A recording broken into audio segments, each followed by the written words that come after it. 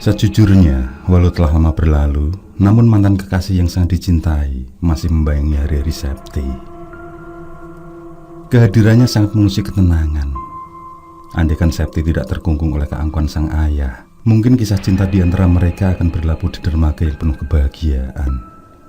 Namun harapan itu hampa. Kebahagiaan yang diimpikan justru menjadi teror yang sangat menakutkan.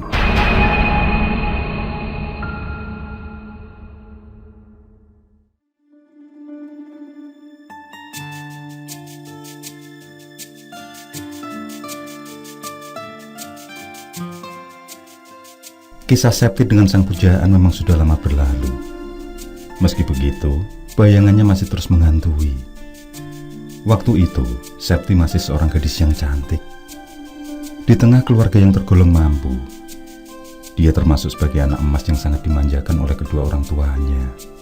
Maklum saja, Pak Dayat, ayahnya merupakan seorang tentara yang berpangkat cukup tinggi. Sementara ibunya pengelola warung makan modern yang maju pesat.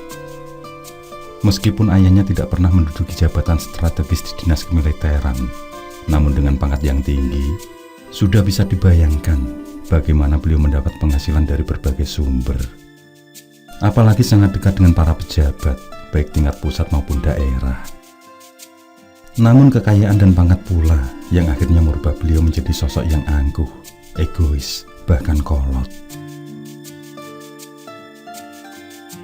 Dengan kondisi yang serba kecukupan, maka tidaklah heran jika kebutuhan Septi terpenuhi dengan mudah. Apalagi dia adalah anak bungsu dari 3 bersaudara, yang kesemuanya perempuan. Dan kebetulan, Septi terlahir lebih cantik dan lebih pandai dari Yeni, kakak sulungnya, juga Vilda, kakak keduanya. Walau secara materi hidupnya serba kecukupan, namun dia merasa batinnya sangat tertekan. Hal ini muncul karena sikap sang ayah yang kolot. Beliau tidak hanya menginginkan semua anaknya bisa meraih gelar sarjana sesuai yang didambakan, namun juga mengharap mempunyai mantu berpangkat dan terpandang di lingkungan angkatan darat. Tentu saja, keputusan tersebut membuat Septi tidak leluasa dalam memilih teman laki-laki. Pokoknya, kamu harus mempunyai suami tentara. Jangan seperti kedua kakakmu itu, memalukan. Begitu ayahnya berucap dengan nada yang congkak. Septi selalu tersudut jika ucapan itu terlontar. Dia memang sulit membantah, karena pada kenyataan, kedua saudara perempuannya yang mempunyai gelar justru bersuamikan lelaki biasa-biasa saja. Kakak tertua yang bergelar insinyur bersuamikan seorang pedagang kecil-kecilan. Sedangkan kakak keduanya yang menjadi seorang dokter gigi justru meninggalkan profesinya dan lebih mengelola perusahaan furnitur milik suaminya yang omsetnya tidaklah seberapa. Ayahmu menginginkan ada generasi yang benar-benar dari keluarga kita. Dan kamulah satu-satunya yang menjadi harapan. Tanda sang ibu mendukung keputusan suaminya. Septi paham keinginan orang tuanya. Mereka berharap terlahir lelaki gagah yang bisa mewarisi bakatnya di kemiliteran. Dengan memiliki menantu seorang tentara, setidaknya beliau bisa berharap kelak cucu mereka akan mengikuti jejak Pak Dayat.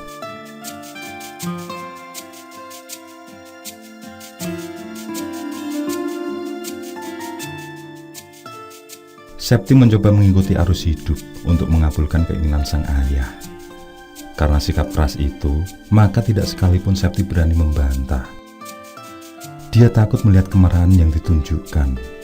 Dia tidak mau jika bernasib sama dengan kedua kakaknya. Mereka tidak bisa lagi membuat sang ayah tersenyum. Bahkan, hubungan di antara mereka tidak ubahnya seperti air dan minyak. Dekat, tapi tidak pernah terlihat akrab dan harmonis. Akhirnya Septi merasa bahagia saat hatinya tertuju pada Wendy.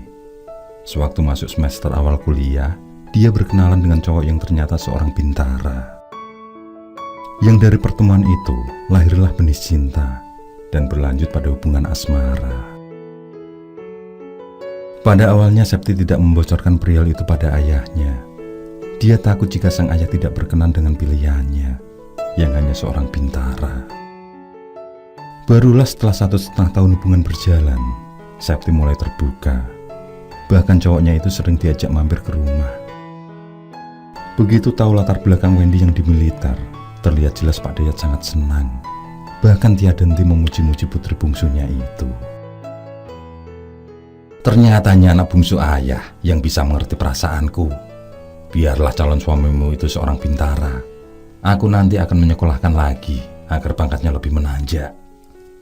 Ucap Pak Dayat penuh kegembiraan. Namun saat mendekati 2 tahun menjalin kisah cinta, hal yang tidak diduga terjadi.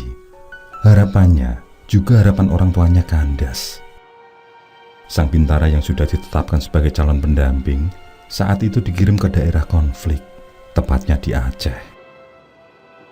Dan oleh kesatuannya, Wendy dinyatakan gugur.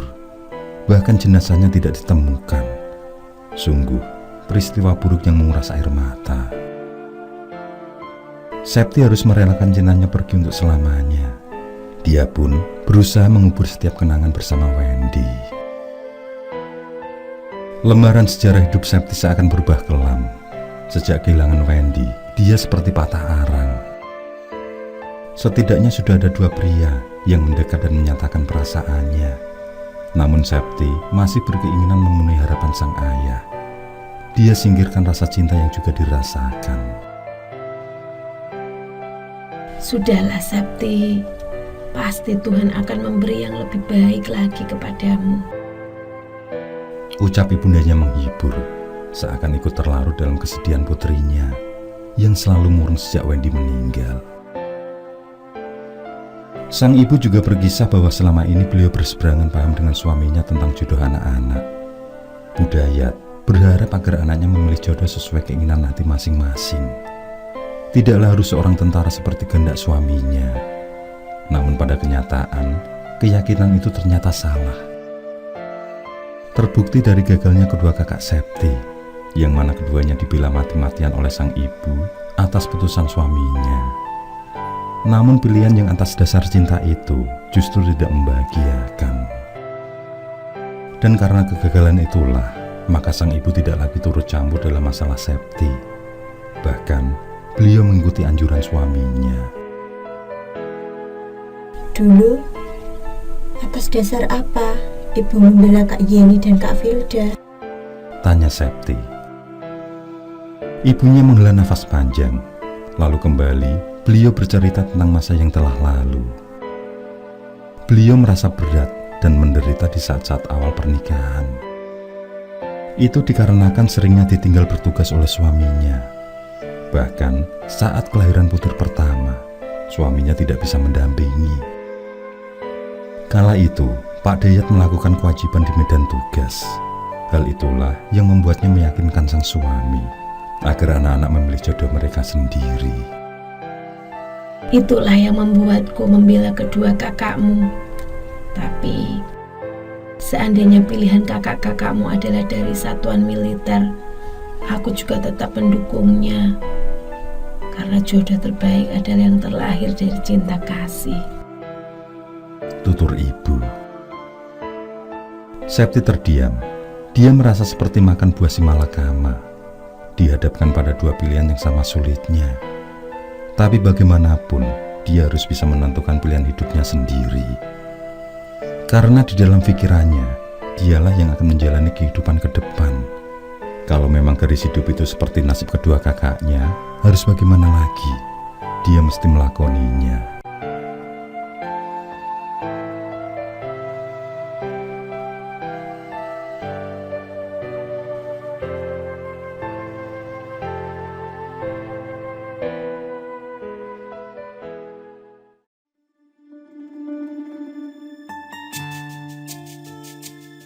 Hari-hari berlanjut.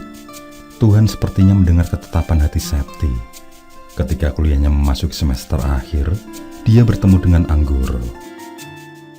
Perkenalan yang terjadi di saat pameran kampus itu awalnya biasa saja.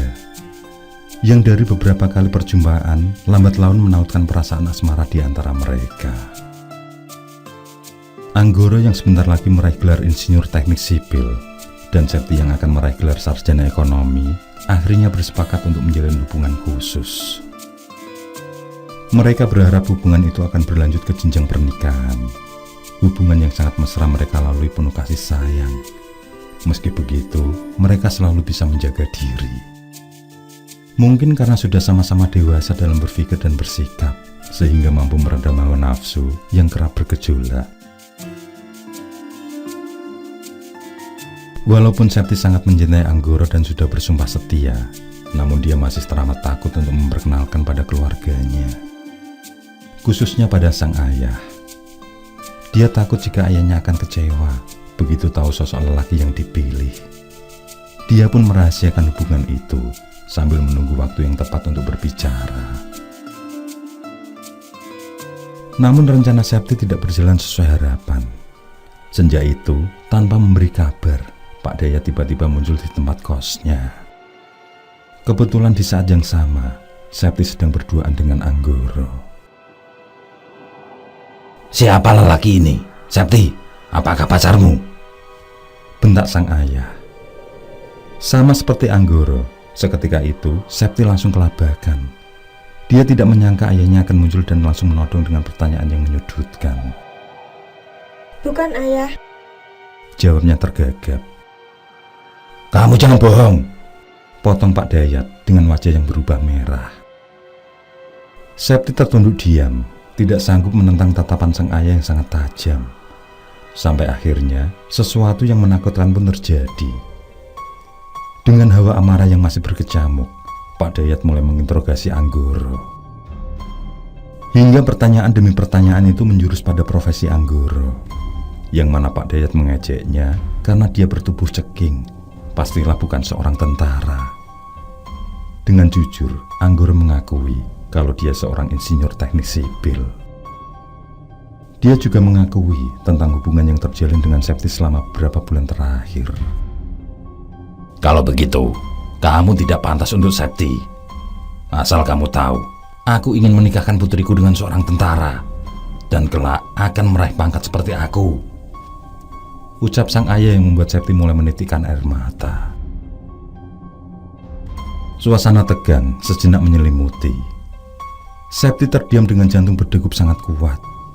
Dia berharap pertikaian antara Anggoro dan ayahnya segera berakhir. Yang selanjutnya adalah tugasnya untuk meyakinkan sang ayah.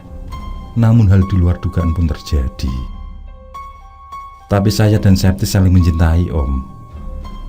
Ucapan yang dilontarkan Anggoro membuat bau gementar Pak Dayat mendarat telak di wajahnya. Kemudian disusul dengan sebuah tendangan telak merobohkan Anggoro.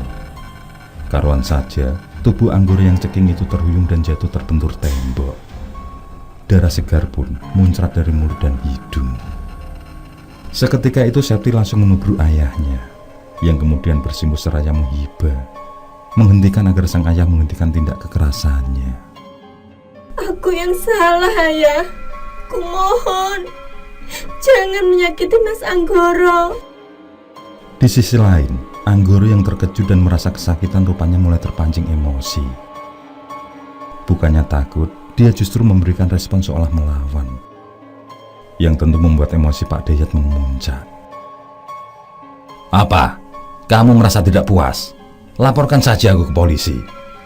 Awas, jangan coba-coba kau dekati putriku lagi. Hadik sang ayah dengan nada mengancam.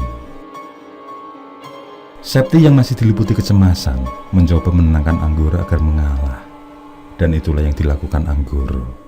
Pada akhirnya dia mampu meredam emosi dan tidak melayani kemarahan Pak Dayat. Seumur hidup, aku tidak akan pernah menerima perlakuan ini, sungut Anggoro sambil meludah darah kental.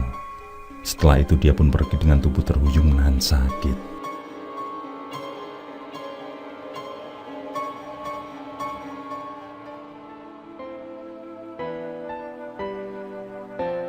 Peristiwa itu membuat Anggoro menghilang dari kehidupan Septi. Lelaki itu telah mematikan perasaannya pada Septi. Sama sekali tidak ingin memperjuangkan kisah cinta yang sudah tertanam. Bahkan sudah dipenuhi janji dengan masa depan. Sementara Septi yang coba menemui Anggoro untuk meminta maaf juga harus dikecewakan. Lelaki itu sudah menutup hatinya. Hanya tatapan dendam yang diperlihatkan pada Septi. Sikap lembut yang selama ini diperlihatkan berganti satu sikap yang tidak pernah dijumpai Septi. Dan meski sangat berat, lambat laun Septi mulai mencoba melupakan pria pujaannya itu.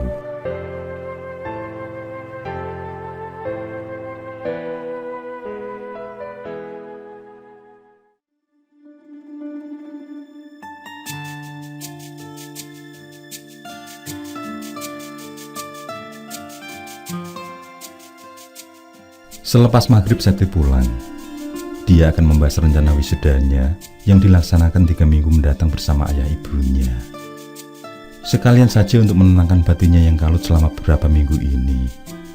Dan betapa terkejut dia saat melihat rumahnya ramai oleh warga sekitar.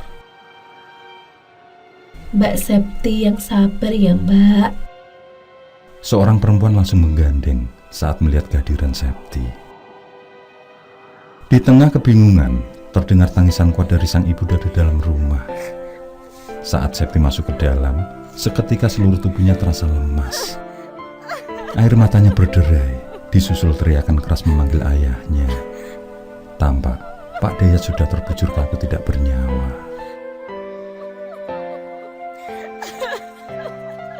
Setelah acara pemakaman yang dilaksanakan malam itu juga, bersama kedua kakak perempuannya, Septi mendengarkan cerita dari ibunya. Hanya beliau yang tahu persis kejadian di saat ayahnya meninggal. Menurut cerita ibunya, Pak Dayat meninggal saat berada di meja makan. Persisnya ketika beliau menyantap makan malam bersama sang ibu. Waktu itu, tiba-tiba Pak Dayat tersedak, kemudian mengalami batuk hebat sampai muntah darah. Yang sangat aneh dan mencengangkan, di antara darah kental yang keluar dari mulut, terdapat beberapa ekor serangga berbentuk mirip kembang pohon. Belum sempat dilarikan ke rumah sakit, Pak Dayat lebih dulu menghembuskan nafas terakhirnya. Mendengar cerita kematian ayahnya yang tragis itu, sempat membisikkan ingatan Septi pada Anggoro. Apalagi kejadian itu hanya berselang sekitar 2 bulan saja dari pertikaian mereka. Yang membuat Septi seolah mencurigai Anggoro adalah ucapan ancaman dari kekasihnya itu. Tapi sebagai seorang yang berpendidikan, meski merasa ada yang ganjil dari kematian sang ayah, dia coba mengabaikan segala prasangka buruk tentang keterlibatan Anggoro.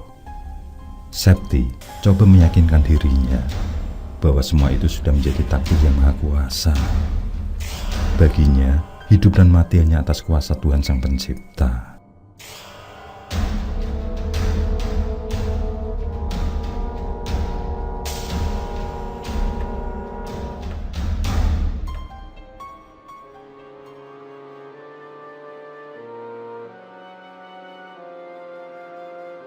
Sejak peristiwa itu, Septi seperti kehilangan gairah hidup.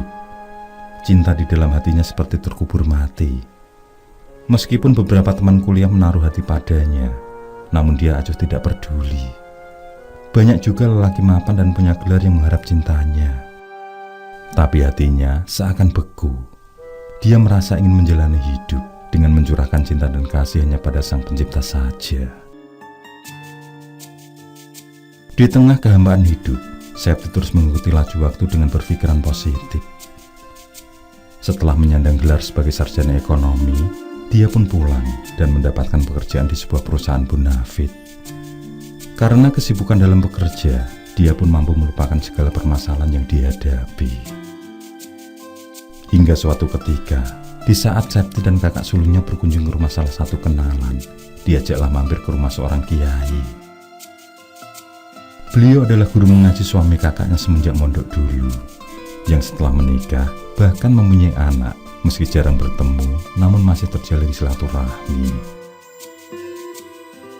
Ini Septi Pak Yai, adik bungsu saya.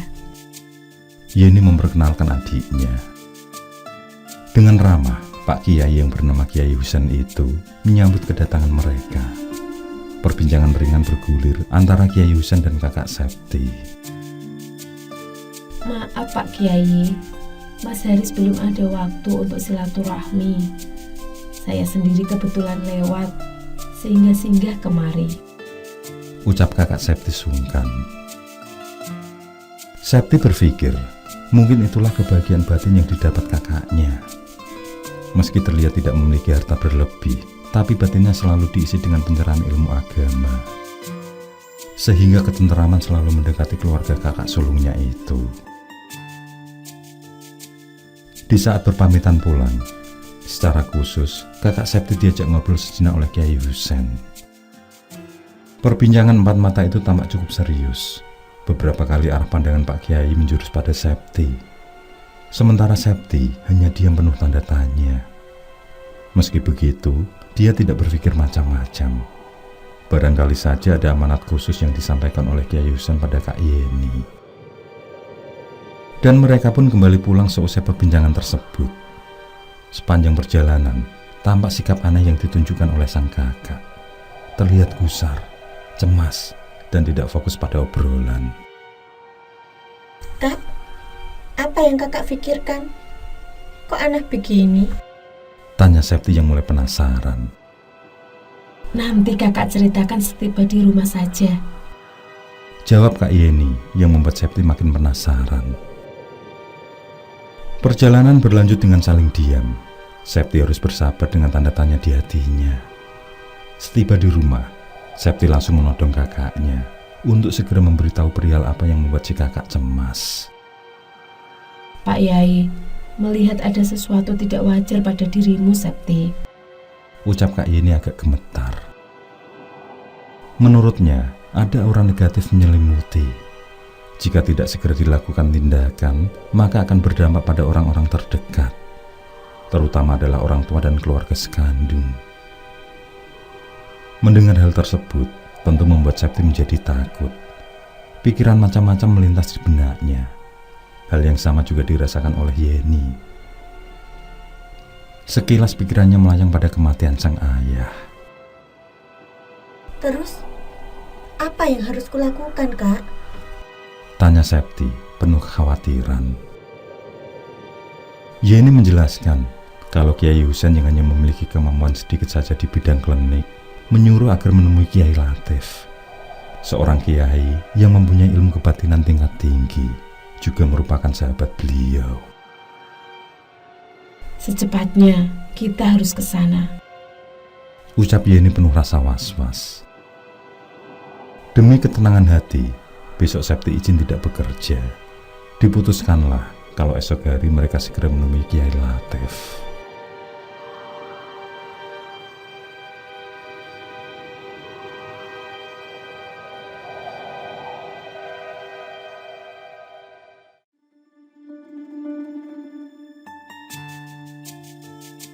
Selesai subuhan di masjid, Yeni dan Septi langsung berangkat. Sesuai petunjuk alamat yang diberikan Kiai Husen, sekitar pukul 6:30 pagi sampailah mereka di kediaman Kiai Latif. Rumah adat joglo yang berada di samping musola itu terlihat asri. Ada beraneka warna jenis bunga bermekaran di pelataran. Tampak seorang bergaya sederhana tersenyum melihat kehadiran mereka. Lelaki cukup tua dengan bersarung dan memakai baju koko tersebut berada di teras rumah menikmati hawa pagi. Setelah mengucap salam, mereka pun dipersilakan masuk ke dalam. Yeni menceritakan tentang tujuannya datang atas petunjuk dari Kiai Husen. Dan setelah berbasa-basi sejenak, mulailah dia menceritakan tentang kekhawatirannya. Apakah kamu pernah menyakiti seorang lelaki? Tanya Pak Kiai pada Septi. Mendengar pertanyaan itu membuat Septi terhenyak. Seketika ingatannya melayang pada Anggoro. Hanya dengan pria itulah selama ini dia berhubungan. Septi pun menjelaskan tentang sosok Anggoro. Seorang lelaki yang dicintai dan menjadi tersakiti akibat kekolotan almarhum ayahnya. Aku akan coba membantu. Tapi jalan keluar itu hanyalah Allah yang mengabulkannya. Kita hanya mampu berikhtiar sepenuh jiwa. Ucapan Pak Kiai membuat Septi yakin kalau selama ini Anggoro telah melakukan hal buruk padanya, yang mungkin juga berdampak pada ayahnya yang meninggal secara aneh. Memang, semenjak berpisah dengan Anggoro, hatinya menjadi beku. Sudah ada beberapa pria melamar, namun ditolak. Dan setiap kali dia merespon secara serius, justru lelaki itu mundur, sehingga terjadi tarik ulur. Hal aneh lain yang sering dialami adalah dia selalu terserang demam dadakan, disertai lambung seperti diiris-iris.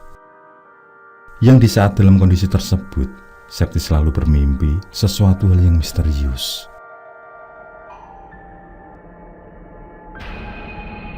Di mana di dalam mimpi itu, dia didatangi sosok mengerikan. Wajahnya gelap, sementara setiap anggota tubuhnya dipenuhi bulu, layaknya bulu ulat yang sangat gatal. Dengan tertawa mencekam, sosok itu menaburinya bubuk kaca yang berkilauan, bercampur dengan ulat bulu yang sangat banyak jumlahnya, sehingga membuat Septi ketakutan sambil meneliti di setiap bagian tubuh. Anehnya, di saat itulah demam yang dirasakan sembuh dengan sendirinya. Apakah guna-guna ini mengancam keluargaku, Pak Kiai? Tanya Septi setelah pikiran buruk itu melintas. Kiai Latif tersenyum tipis, lalu mulai menceritakan tentang satu ilmu hitam yang langka. Hanya orang tertentu saja yang masih menguasai dan mewariskan. Mungkin juga orang yang telah melakukan pada Septi merupakan salah satu penganut ilmu tersebut. Adalah ilmu gantung waris. Tujuannya membuat seorang bakal mati kesepian. Ilmu yang termasuk golongan santet ini akan menghabisi orang-orang terdekat, kemudian membuat si penerima menjadi lajang abadi, sehingga di akhir hayat dia akan mati dalam kesendirian. Santet jenis ini merupakan salah satu ilmu hitam berbahaya yang membutuhkan banyak pengorbanan dan tidak dapat dilakukan sembarangan. Resiko jika gagal pun cukup besar, bahkan bisa merenggut nyawa si penggunanya. Tapi itu sebanding dengan keuntungan dari ilmu hitam ini, karena pada dasarnya santet ini akan membuat orang yang terkena bakal menderita hingga akhir hayat. Siapapun yang bisa menggunakan ilmu ini adalah bukan dukun biasa. Pasalnya, santet ini tidak hanya mengirimkan benda berbahaya ke dalam tubuh, tapi juga menahan seseorang agar tidak laku, atau dengan kata lain, menjauhkan jodoh. Banyaknya persyaratan-persyaratan sulit yang harus dilewati membuat pengamal ilmu ini sangat jarang ditemui. Hanya orang dengan dendam membara saja yang nekat melakoni. Selain melenyapkan para sanak saudara dekat, tujuan lain dari ilmu ini adalah menjauhkan jodoh. Seorang yang terkena ilmu ini akan sulit sekali bertemu dengan pasangan hidup. Ditambah lagi, seleranya pada lawan jenis akan menurun secara drastis. Sehingga tidak menutup kemungkinan jika dulunya adalah wanita cantik dan pilih-pilih masalah jodoh, dia akan memilih sembarangan untuk dijadikan pasangan. Dan di saat sudah menikah pun bakal banyak halangan yang ia lalui. Misalnya, saat akan melakukan hubungan badan, tiba-tiba saja pasangannya berubah wujud menjadi mengerikan. Atau malah dia mati dengan alasan yang tidak wajar setelah menikah. Akibatnya bisa gila atau lebih buruknya malah nyawa harus melayang. Inilah resiko besar dari penggunaan ilmu sihir yang satu ini. Karena itu sangat jarang yang berani menggunakannya. Mungkin karena saking dendamnya, ilmu gantung waris tidak dikirimkan sendirian, melainkan ada ilmu yang menemaninya. Kalau bukan santet biasa, ya ilmu renjuang tinil. Sebuah teluh yang bisa membuat seseorang mengalami kerontokan dan gangguan serta membuatnya menjadi buruk rupa. Hal itu sengaja dilakukan agar si penderita benar-benar mendapatkan siksaan berat dalam hidupnya dan tidak menutup kemungkinan bakal melakukan bunuh diri. Memang, masalah takdir jodoh semua terserah yang di atas. Namun tidak bergairah lagi dalam mencari jodoh bisa jadi indikasinya. Jika semangat telah hilang, maka sampai akhir hayat dia tidak akan bertemu dengan jodoh. Bila terkena ilmu ini, sebaiknya semua dikembalikan pada sang penguasa dan tetap semangat dalam mencari pasangan hidup. Saya hanya bisa membantu, Allah lah yang memutuskannya, ucap Kiai Latif di akhir kisahnya. Selanjutnya, beliau menyuruh Septi agar berpuasa muti selama 6 hari. Dan diberikan juga satu amalan yang wajib dibaca sebanyak 41 kali seusai sholat hajat 2 rakaat tengah malam. Selain itu, selama 6 hari berpuasa, dia dilarang tidur di kamarnya. Dia harus tidur di lantai ruang tengah. Sedangkan untuk makanannya adalah meninggalkan makanan yang bernyawa dan yang berasal darinya, seperti susu, telur, juga madu.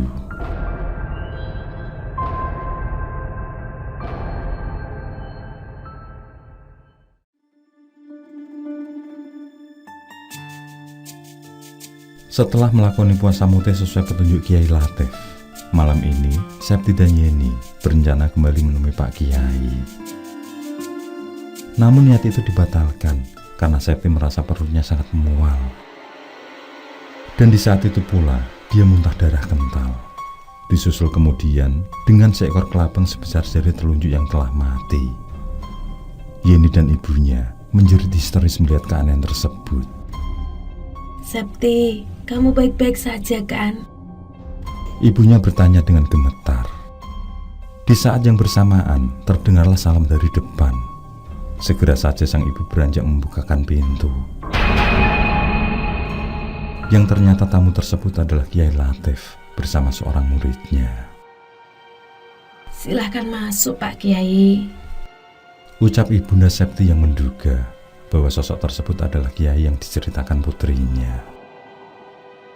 Yeni dan Septi yang sudah membaik langsung membaur dengan Pak Kiai. Mereka sangat sungkan saat tahu kehadiran Kiai Latif. Sejenak kemudian sang Kiai bercerita kalau beberapa hari ini ada sesuatu hal yang dirasakan sangat mengganggu.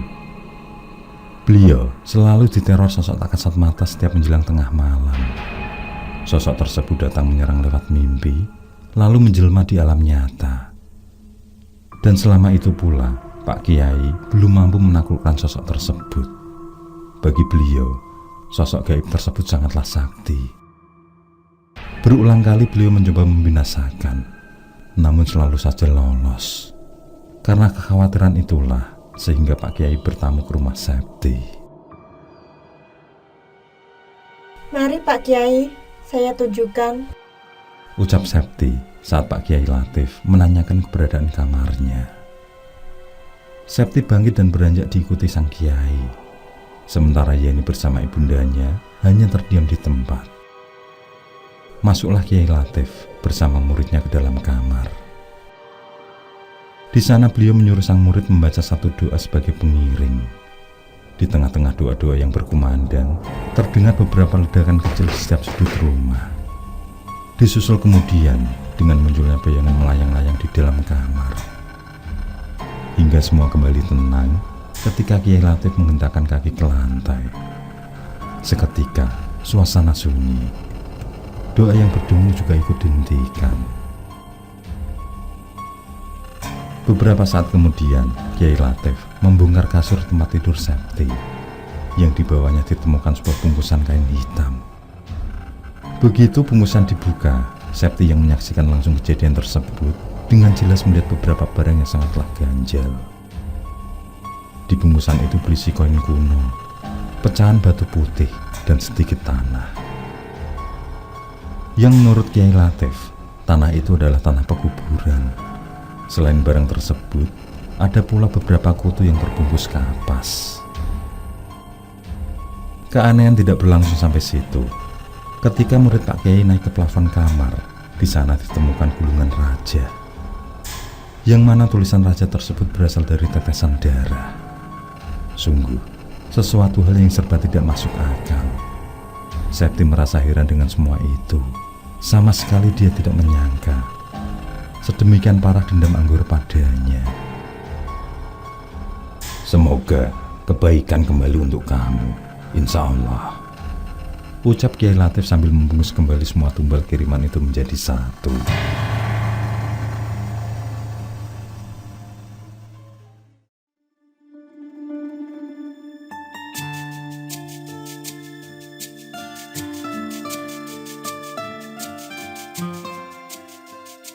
Setelah ritual dilakukan Kiai Latif, Septi merasa kehidupannya kembali. Tidak ada perasaan was-was dalam keseharian. Demam yang sering muncul dadakan juga sembuh. 4 bulan kemudian, dia bertemu dengan Pak Anwar, seorang guru SMP di kotanya. Cerita pertemuan itu sederhana saja. Yang di hari itu dia diminta oleh Kak Yeni yang sedang sakit untuk menjemput Astri, keponakannya. Dan di sanalah tempat Pak Anwar mengajar. Kebetulan juga Pak Anwar merupakan wali kelas Astri. Mereka pun berkenalan.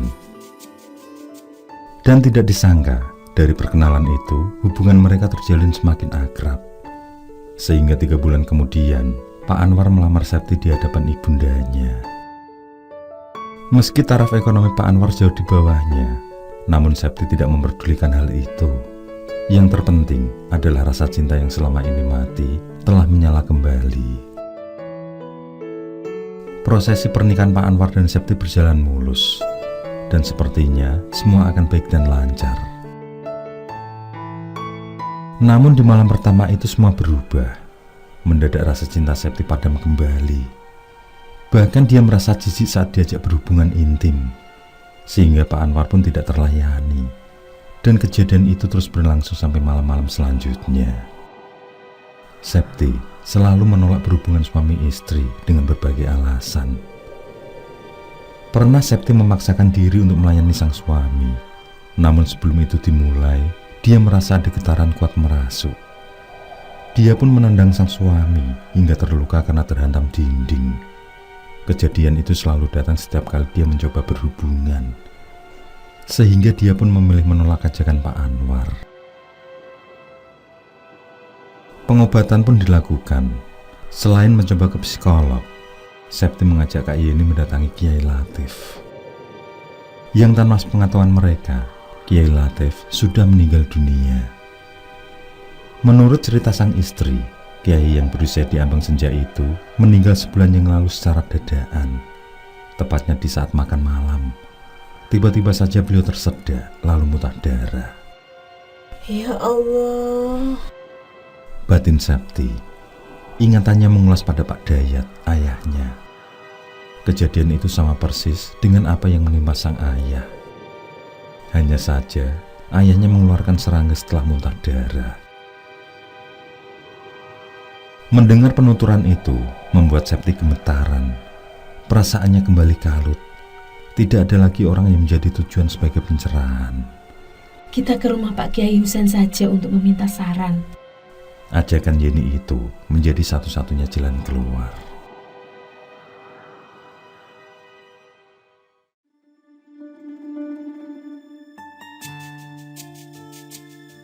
Setiba di kediaman Kiai Husain, mereka hanya menjumpai salah satu santri di sana. Santri itu menjelaskan kalau dia bersama 2 santri lain disuruh menjaga rumah selama Kiai Husain berada di rumah sakit. Menurutnya, sudah 3 hari ini Kiai Husain berada di ruang ICU. Sakit yang mendadak membuat beliau langsung koma. Penjelasan itu tentu mewujudkan Yeni yang baru seminggu lalu berkunjung.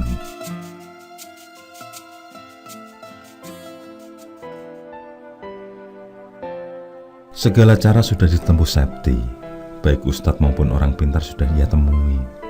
Namun kengerian saat berdekatan dengan Pak Anwar terus berlanjut. Pada akhirnya, rumah tangganya pun kandas. Pak Anwar memutuskan bercerai dengannya.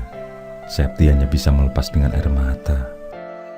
Dia benar-benar tidak tahu secara pasti apa yang telah terjadi.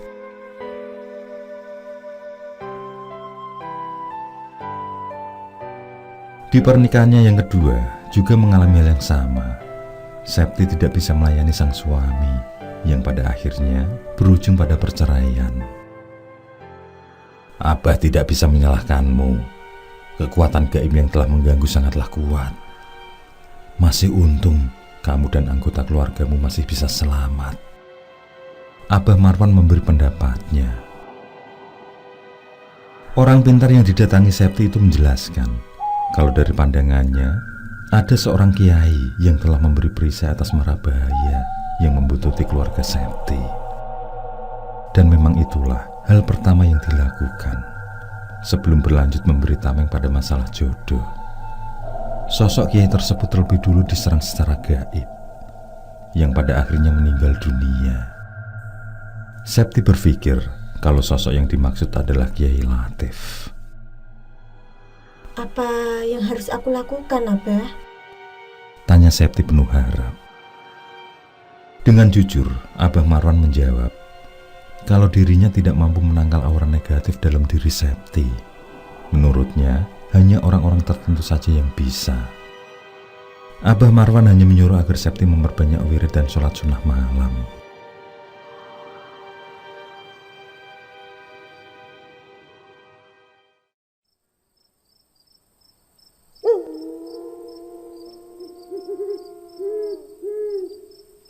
Malam begitu senyap. Di tengah zikirnya, dengan jelas Septi mendapat gambaran tentang sosok Anggoro. Dia melihat kalau Anggoro telah menjalin perjanjian sesat dengan seorang dukun perewangan. Yang itu dilakukan atas dasar balas dendam pada perlakuan almarhum Pak Dayat. Septi memang tidak tahu persis apakah gambaran yang diterima itu benar atau tidak. Namun andaikan benar, sama sekali dia tidak menaruh dendam pada mantan kekasihnya itu. Dia bisa memaklumi, walau bagaimanapun, Anggoro pasti sakit hati dengan sikap almarhum ayahnya yang keterlaluan.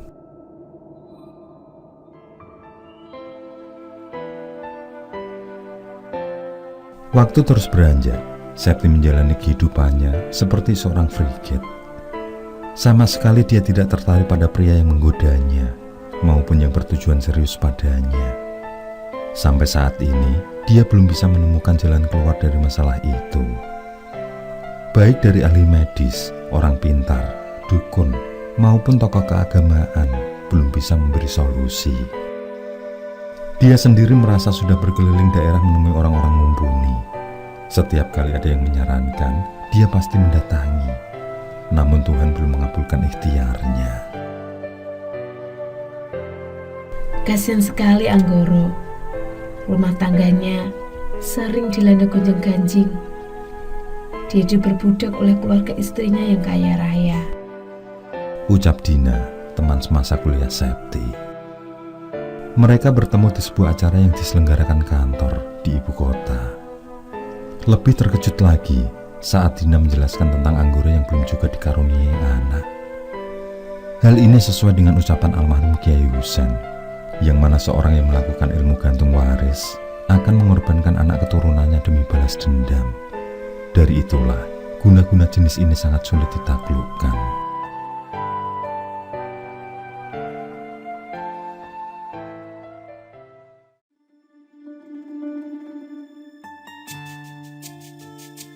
Kenyataan pahit terus berlanjut di kehidupan Septi. Dia pun memutuskan menemui Anggoro dan meminta keterus-terangan darinya. Dengan diantar Dina, dia pun kembali menemui sosok Anggoro. Ditentukanlah satu tempat untuk pertemuan mereka. Perjumpaan dua mantan kekasih itu sungguh dramatis. Mereka saling berpandang, berbicara lewat batin. Tampak ada penyesalan di mata Anggoro. Tolong, Mas. Bersihkanlah diriku dari rasa dendammu. Ucap Septi menghibah. Anggoro mulai menitikkan air mata. Dia pun meminta maaf pada Septi atas apa yang telah diperbuatnya, terutama tentang kematian Pak Dayat. Dan dengan nafas berat, Anggoro menjelaskan bahwa apa yang telah dilakukan tidaklah bisa diberhentikan sampai kapanpun dan oleh siapapun. Maafkan aku, Septi. Aku telah melakukan petunjuk setan. Anggoro berucap, lalu beranjak pergi tanpa pamit. Septi hanya mampu memandangi langkah itu dengan perasaan hamba.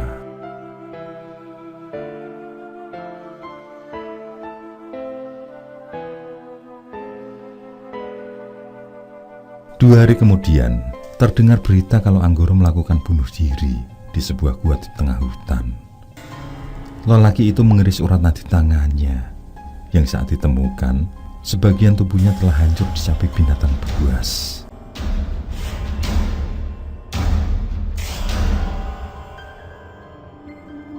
Sementara Septi dengan tekad kuat berharap menjumpai hari depan yang lebih baik. Dia mendambakan menjadi sosok perempuan normal seperti kedua kakaknya, mempunyai suami dan mempunyai keturunan sebagai garis silsilah. Di usianya yang ke-37 ini, dia masih dalam kesendirian. Sulit baginya menerima kehadiran seorang lelaki. Dia menjalani kehidupannya sebagai single parent. Uang baginya bukanlah masalah, tapi sebagai perempuan yang hidup di tengah-tengah masyarakat yang kental dengan adat ketimuran, sejujurnya dia merasa gelisah dengan statusnya yang sebagai perawan tua.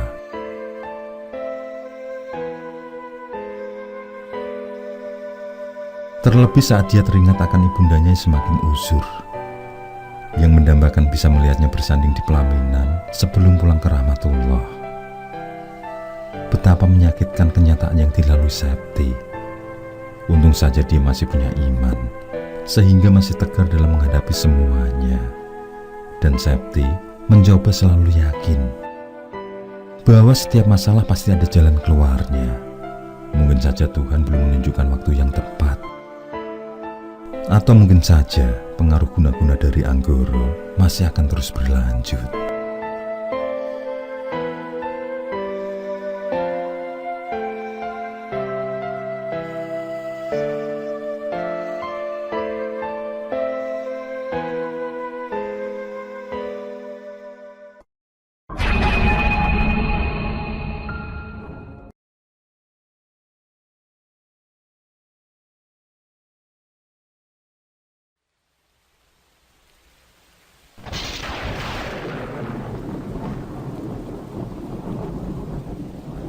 Hujan gerimis tidak menyurutkan warga dusun untuk berbondong-bondong menuju ke salah satu rumah di sore itu.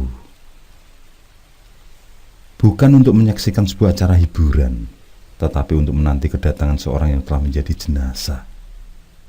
Warga dusun itu memang sedang menunggu untuk memakamkan salah satu warga mereka yang meninggal, di mana kebetulan orang itu meninggal di luar kota.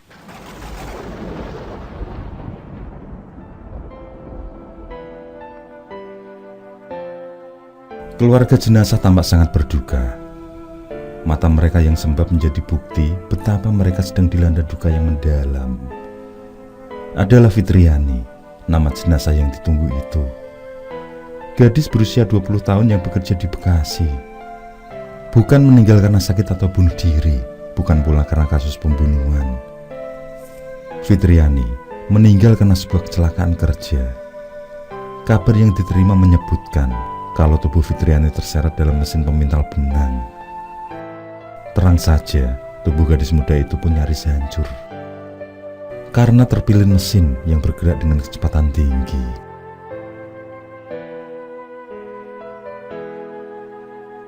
Sang ibu terlihat kembali tidak sadarkan diri dan terpaksa harus dibopong ke kamar. Kakak-kakak Fitriani berusaha menenangkan hati sang ibu agar tabah dan tetap sabar dalam musibah itu. Sabar, Bu. Mungkin Tuhan lebih sayang pada Fitri, ucap Gita, kakak tertua. Tampak pula sang ayah juga terlihat tidak bisa menutupi kesedihan kehilangan anak ragilnya. Tatapannya kosong, rasa tidak percaya menggelayut dalam benaknya. Masa lalu bersama Fitri yang begitu manja mengisi pikiran.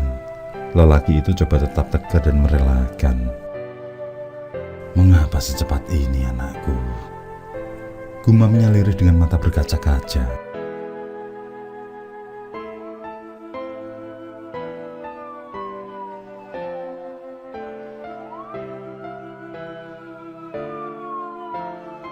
Hujan lebat mengiringi suara sirene sebuah mobil jenazah yang mulai berjalan pelan setelah memasuki daerah pedusunan.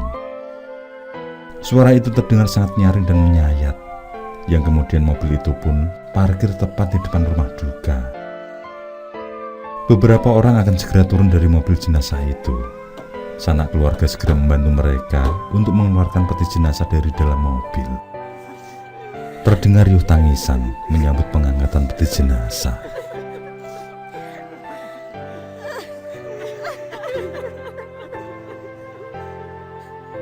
Beberapa saat setelah sanak keluarga dan kru mobil jenazah terlihat berbincang sebentar, mobil jenazah itu pun segera berpamitan dan kembali menerobos lebatnya hujan. Tinggallah keluarga dan warga dusun yang berembuk. Apakah jenazah akan segera dimakamkan atau menunggu hujan sedikit reda?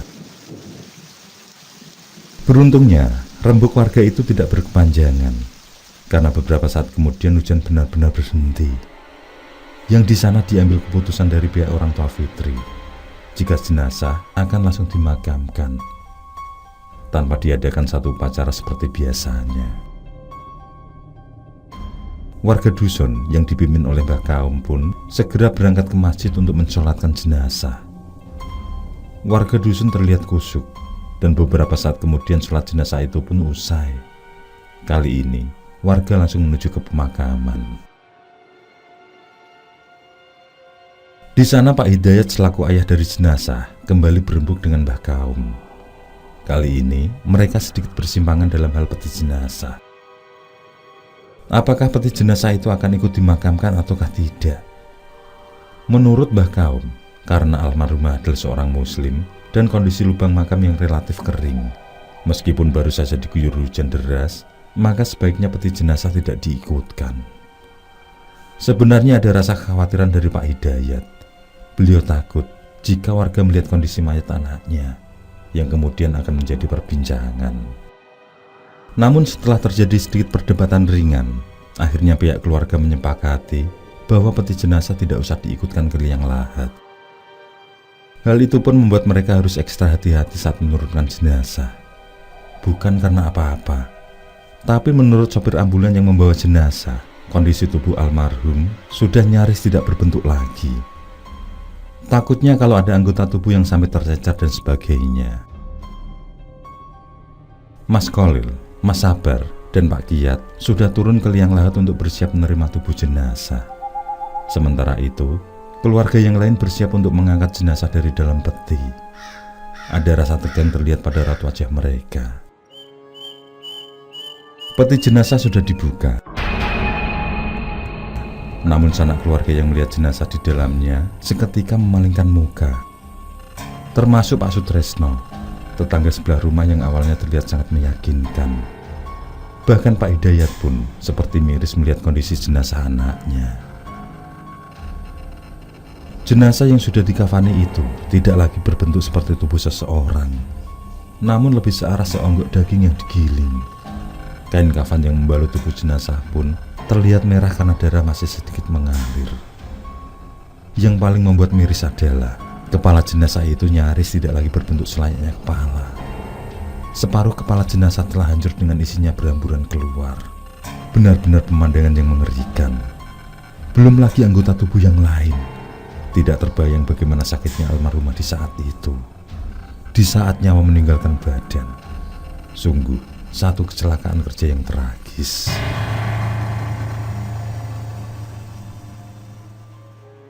Dengan perasaan tidak karuan, pada akhirnya dengan sangat hati-hati, sanak keluarga pun mengangkat tubuh jenazah.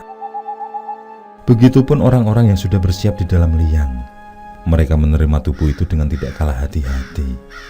Meski sebenarnya ada rasa ngilu, ngeri, sedih, dan ada rasa kehilangan bercampur menjadi satu. Setelah jenazah diletakkan dengan posisi yang sesuai, ritual pemakaman dilaksanakan sebagaimana mestinya.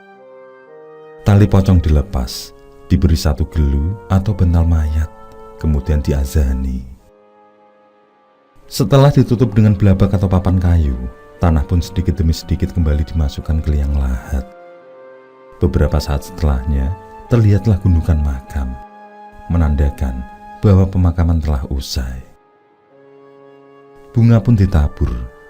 Mbah Kaum pun segera berdoa, memohonkan ampunan atas dosa-dosa yang mungkin diperbuat almarhumah semasa hidup. Juga memohon agar semua amal baiknya diterima. Doa itu pun usai ketika secara berangsur hujan kembali turun. Sebagian bubar diri, namun sebagian masih bertahan di pemakaman. Sebagian yang bertahan rupanya kebanyakan dari anggota keluarga dan tetangga terdekat. Meski gerimis cukup lebat, namun mereka tetap melakukan tahlil bersama. Juga kembali mengirimkan doa-doa pada almarhumah. Terus kita kemanakan peti ini, Pak? Tanya seorang anggota keluarga pada ayah almarhumah. Dilipat saja, Mas. Nanti bisa ditaruh di pojok makam. Pak Sutresno yang juga masih berada di sana kemudian menawarkan diri untuk membantu menaruh peti itu. Sanak keluarga tentu sangat berterima kasih pada Pak Sutresno. Pak Tres memang mereka kenal sebagai tetangga yang baik.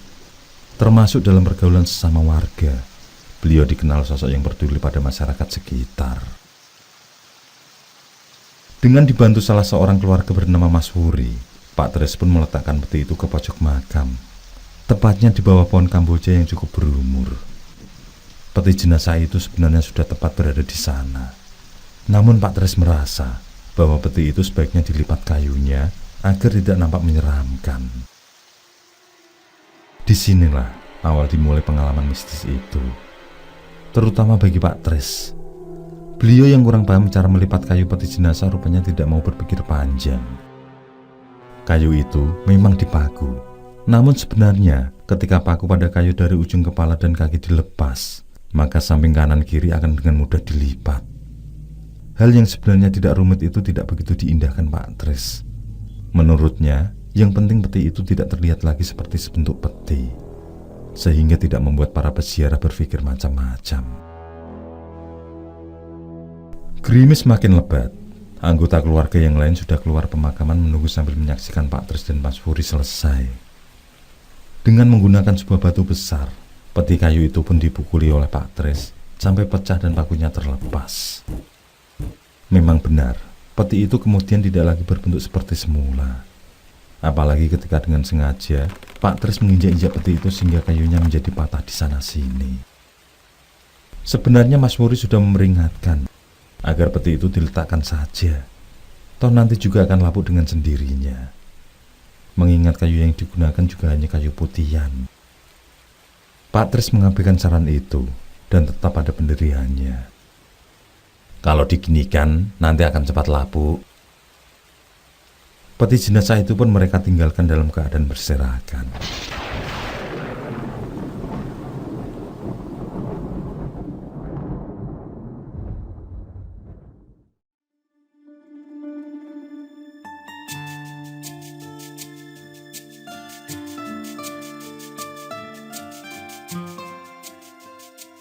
Pukul 5 sore saat itu, Pak Tres merasa letih dan mengantuk.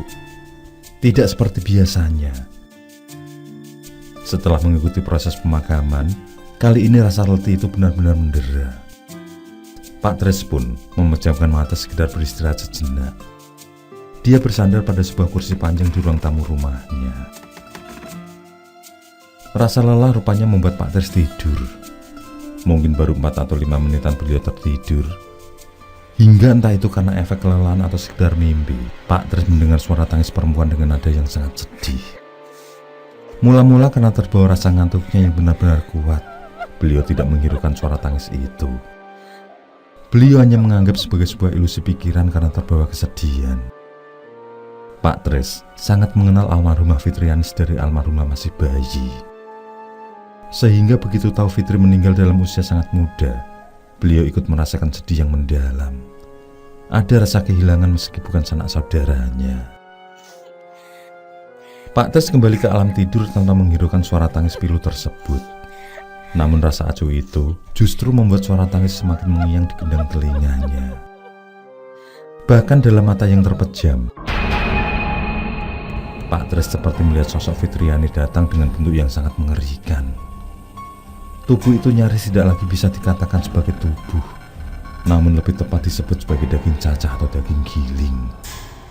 Tubuh itu memang masih menyisakan separuh kepala, tapi bentuknya terlihat menyeramkan.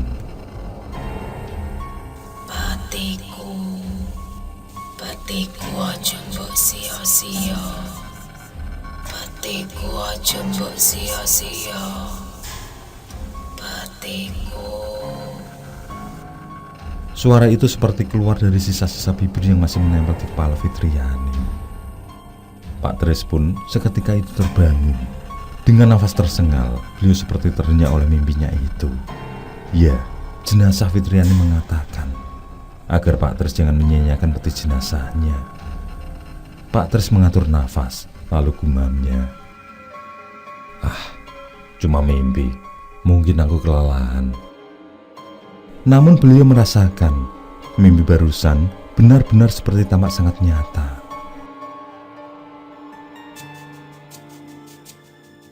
Wialah, menjelang maghrib toh. Pantesan kayak diganggu.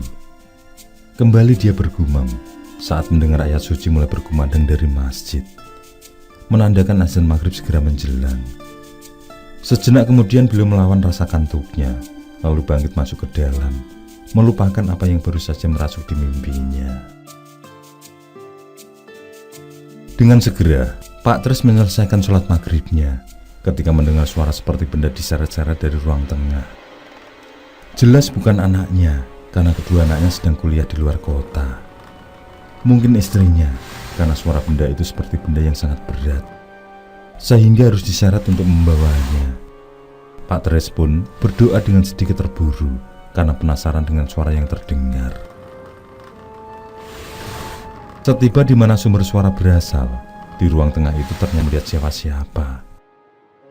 Suara itu juga menghilang secara tiba-tiba.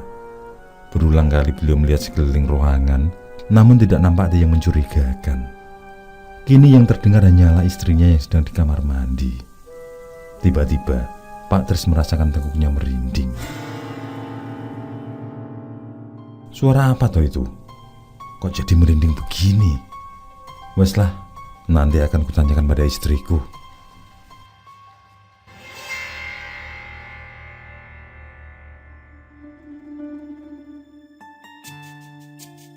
Beberapa saat kemudian, Pak Tris yang seorang pensiunan itu pun bersantai di teras depan. Sebatang rokok mengepul dari mulutnya. Sedianya Pak Tris hendak kembali menghisap rokoknya ketika beliau mendengar suara seorang perempuan lirih memanggilnya. Pak Tris. Pak Tris.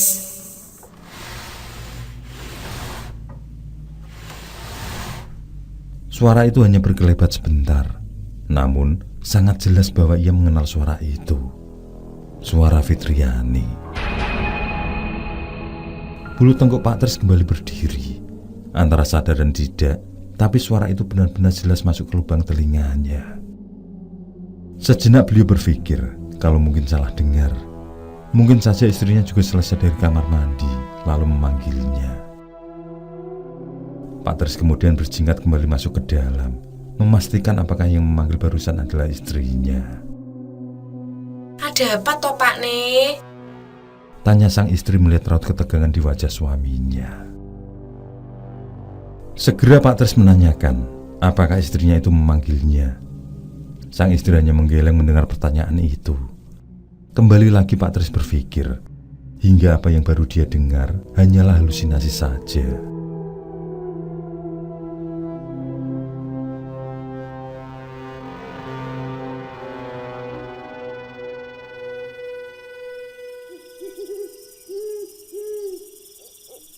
Pukul 9 malam lebih sedikit, ketika warga dusun, termasuk Pak Tris selesai menghadiri tahlil di rumah duka.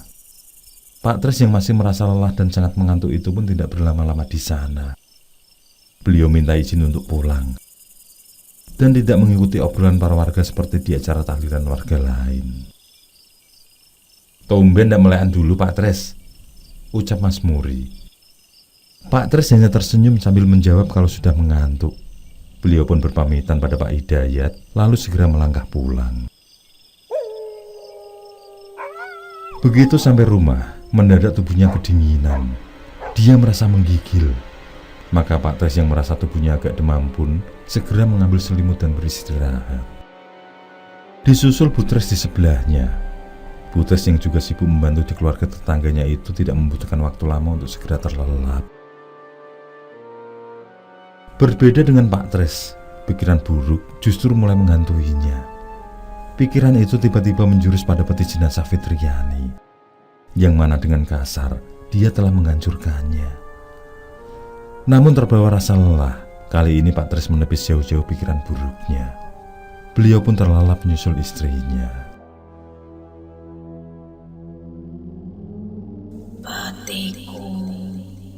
Batiku aja mbok sia-sia. Batiku aja mbok sia-sia. Patiku. Dalam tidurnya itu, suara yang sama kembali mengyang di telinga. Patiku. Patiku. Patiku aja mbok sia-sia. Suara rintihan itu bahkan disusul oleh suara seperti benda berat yang diseret-seret. Dalam pada antara mimpi dan sadar itu, Pak Tris kembali melihat sosok tubuh hancur mengerikan masuk kamar, lalu berjalan mendatanginya. Sosok menyeramkan itu terlihat menyeret sebuah peti jenazah. Dengan jelas sosok itu terus bersuara menggema. Patiku. Patiku. Patiku aja mbok sia-sia. Seketika itu, Pak Tris bergerak-gerak sambil berteriak mengusir. Pak Ne, tangi Pak Ne. Bu Tris tampak sedang menggoyang-goyang badan suaminya. Pak Tris pun terbangun. Matanya langsung terbuka lebar dengan nafas tersengal. Jantungnya berdegup penuh ketegangan. Tampak pula keringat dingin membasahi sekujur tubuhnya yang dirasa masih demam. Pak Tris yang belum mengetahui apa yang terjadi pun segera menanyakan apa yang membuat istrinya semakin takut. Ono demit Pak Ne, ono demit. Bu Tris berkata dengan terpatah-patah saking ketakutannya. Jawaban itu tentu saja membuat Pak Tris semakin gemetar. Berarti apa yang dialami barusan bukanlah sebuah mimpi. Bahkan istrinya juga melihat penampakan tersebut. Bu Tris berkisah bahwa beliau yang sudah lelap rupanya juga sempat terganggu oleh suara benda berat yang diseret-seret. Bedanya, beliau mengira ada orang masuk ke rumahnya. Ketika beliau bangun, di depan pintu kamar ternyata telah berdiri sosok tubuh hancur. Hanya beberapa kedipan mata memang, namun cukup untuk membuat jantung Bu Tris berdegup kencang. Di saat itulah beliau dibuat terkaget dengan gerakan dan teriakan Pak Tris, yang kemudian segera membangunkan suaminya. Demit yang dimaksud Bu Tris tidak lain adalah penampakan almarhumah Fitriani. Dan suara yang didengar Pak Tris sangat jelas kalau itu adalah suara almarhumah. Pak Tris yang melihat istrinya ketakutan pun mencoba menenangkan. Padahal beliau sendiri sedang merasakan takut yang sama. Pak Tris menyadari dialah yang kemarin membuat peti jenazah itu hancur. Dan di benaknya berkata, mungkin saja gangguan itu muncul karena ulahnya.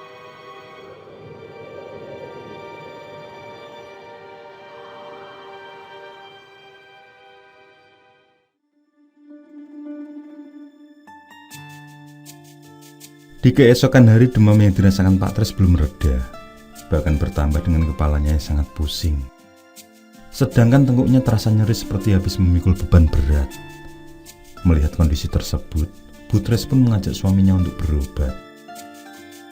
Namun Pak Tris menolak untuk pergi ke dokter. Beliau menyuruh istrinya agar memanggil tukang urut saja. Pak Tris merasa kalau mungkin dia butuh pijat, karena sudah berapa bulan tidak melakukannya. Memang hal itu sering dilakukan secara rutin setiap beberapa bulan sekali. Meski tidak kecapean, tapi Pak Tris pasti melakukan pijat urut. Ya sudah toh Pak Ne, biar aku minta tolong sama Kardi untuk memanggil Kang Mus. Ucap Bu Tris penuhi permintaan suaminya. Pak Tris meringis kesakitan saat Kang Mus mulai memijit tengkuknya. Terlihat tukang urut langganannya itu cukup tegang. Tampaknya ada sesuatu gaib yang menempel, ucap Kang Mus kemudian. Tukang urut dari dusun sebelah itu memang sedikit punya kelebihan di bidang spiritual. Maklumlah, beliau juga jebolan salah satu pondok pesantren yang setelah lulus kemudian mulai mengolah ilmu kebatinan. Namun sayang, belum sampai menjadi orang yang mumpuni di bidang klinik, beliau buru-buru menikah. Pada akhirnya terhentilah belajarnya karena terdesak kebutuhan hidup, yang kemudian diputuskan menjadi tukang pijit. Maksudnya apa toh Kang? Tanya Bu Tris mendengar ucapan Kang Mus. Meski kurang yakin, namun Kang Mus menjelaskan kalau ada sesuatu yang tidak terlihat yang menempel di tengkuk Pak Tris, sehingga membuat nyeri dan berat, yang berpengaruh pada kesehatan badan, terutama sakit kepala hebat. Butres agak kaget mendengar penjelasan itu, termasuk Pak Tres yang tidak kalah tegang. Mereka berharap agar Kang Mus bisa membantunya. Namun dukun pijat itu menjawab kalau beliau tidak sepenuhnya mampu, namun tetap berusaha membantu. Sebelum pamit, Kang Mus memberikan beberapa resep sebagai bobok untuk diusapkan pada tengkuk, termasuk memberi masukan jika sampai malam hari belum ada perubahan, lebih baik dirujuk pada orang pintar saja.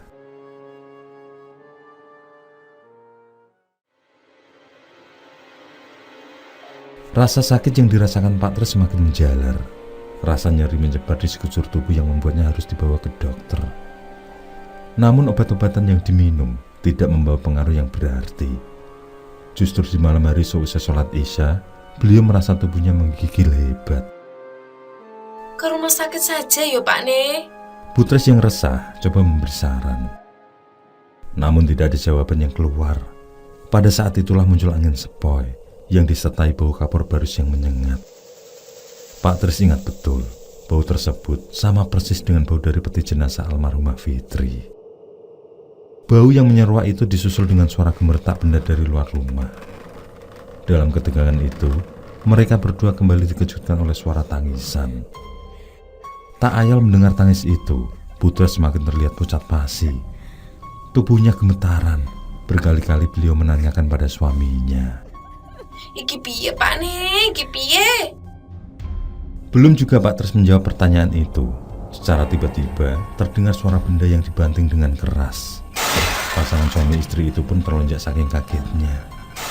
Suara itu bukan hanya terdengar sekali, namun beberapa kali. Pak Tres membatin, arwah Fitriani marah. Besok ia akan minta ditemani salah seorang keluarga untuk kembali ke makam. Setelah itu, Pak Tres menyuruh pada istrinya agar memanggil Mbah Kaum, mumpung acara tahlil belum dimulai. Namun pada saat Butres bangkit dan tidak melangkah, terlihat sosok Fitriani menyeret peti mati. Terdengar jelas sekali suara benda yang diseret itu. Patiku, patiku, patiku aja mbok sia-sia. Suara menggema Fitriani juga terdengar sangat jelas. Seketika, Butres memegik ketakutan. Beliau menjerit-jerit mengusir sosok tak kasat mata itu. Rupanya teriakan keras itu didengar beberapa orang yang lewat hendak mengikuti acara tahlilan, termasuk Mbah Kaum. Tanpa pikir panjang, mereka langsung mengetuk pintu rumah Pak Tres. Dan karena tidak ada tanda-tanda dibuka, maka mereka putuskan masuk ke dalam tanpa permisi. Betapa terkejut mereka saat menemukan Pak Tres dan istrinya dalam kondisi pingsan. Mbah Kaum yang dianggap sebagai sosok yang menguasai ilmu kebatinan langsung berdoa di tempat. Kemudian beliau mengambil air putih di gelas yang kebetulan sudah ada di atas meja. Setelah dibubuhi dengan doa, air itu pun diusap pada wajah Pak Tres lalu Butres. Yang tidak seberapa lama kemudian, secara perlahan mereka berdua kembali tersadar. Tampak masih ada raut ketegangan di wajah suami istri itu. Melihat itu, segera Mbah Kaum menyuruh mereka menenggak air putih.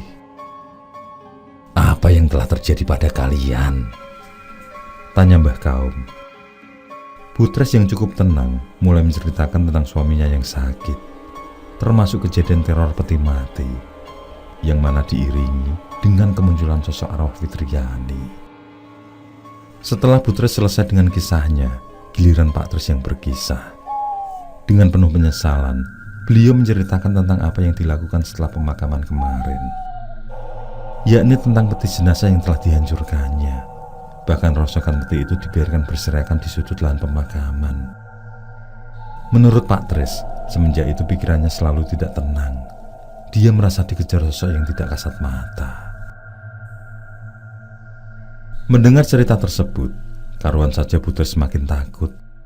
Sementara warga yang berada di sana ikut ngeri mendengar cerita Pak Tres, terutama tentang penampakan sosok hancur yang mengharap agar peti matinya jangan disia-siakan. Yang diyakini oleh Pak Tres bahwa sosok tersebut adalah arwah Fitriani. "Sudahlah, Lebih baik malam ini kalian terus berzikir, ucap Mbah Kaum. Beliau juga memberi jalan keluar, supaya besok Pak Tris segera kembali ke makam, yang nanti Mbah Kaum akan ikut mendampingi. Setelah itu, mereka pun bubar, kembali melanjutkan acara tahlilan di malam kedua.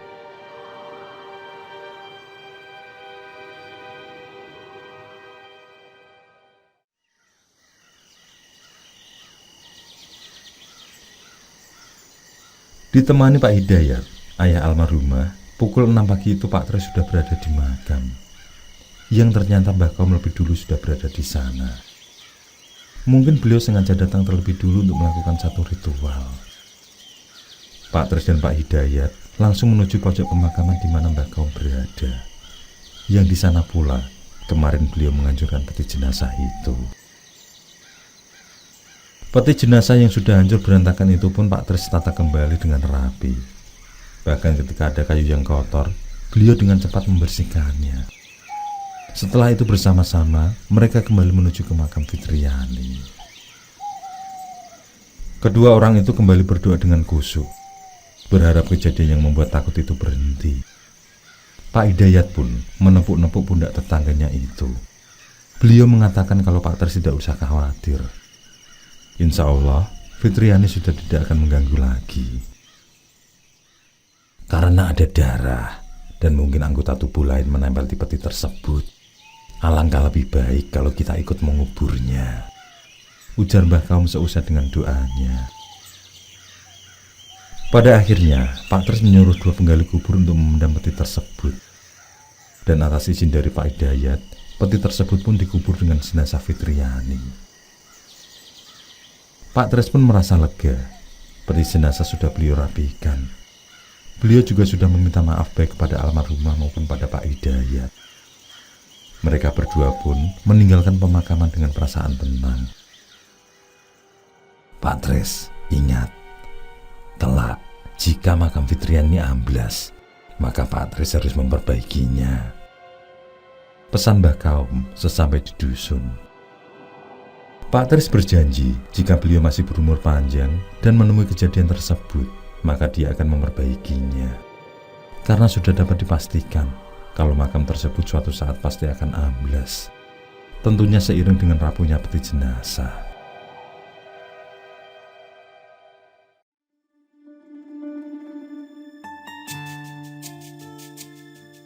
Di malam-malam berikutnya, Pak Tris dan istrinya bisa melalui dengan tenang.